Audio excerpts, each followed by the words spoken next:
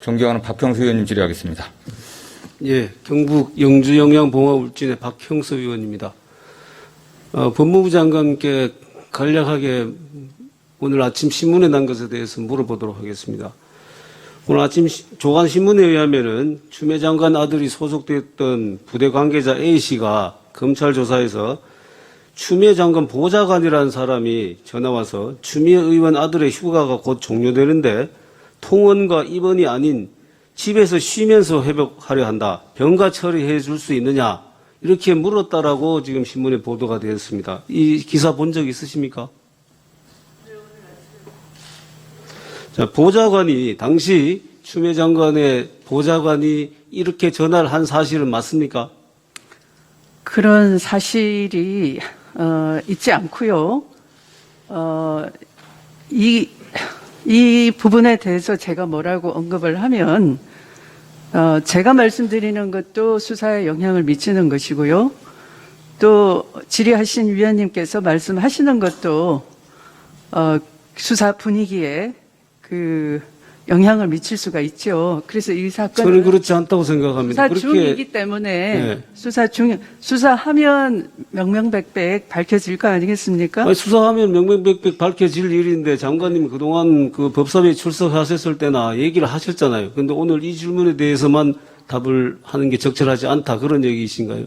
제가 지금 물어보는 것은 장관님 네, 법사위에서도 똑같이 수사에 관해서 제가 수사 중이기 때문에 말씀드리는 것이 적절치 않다라고. 그런 사실은 없다라는 것이 네. 보좌관이 전화를 하지 않았다라는 것입니까? 아니면은 이런 내용으로 전화하지 않았다는 얘기입니까?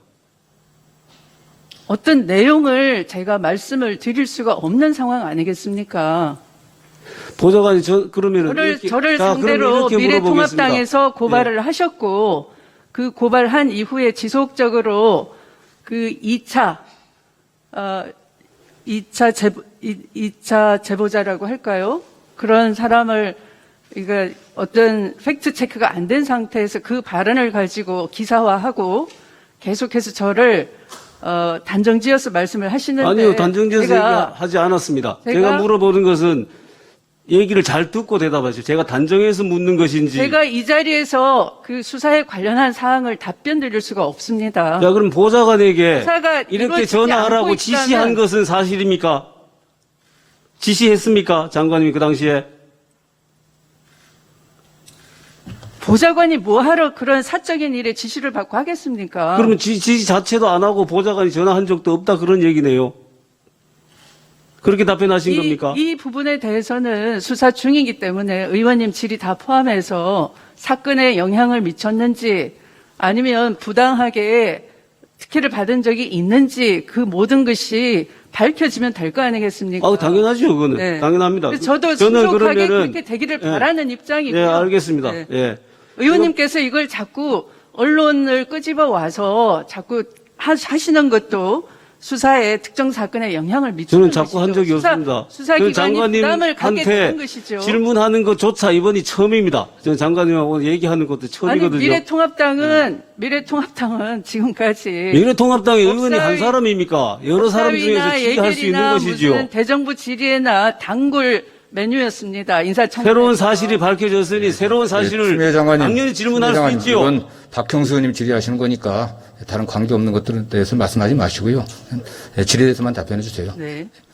질의하시죠. 자, 만약에 병가 처리해달라고 보좌관이 전화를 했다라면은 그것이 외압 또는 직권남용이 될 수 있다는 그런 맞습니까?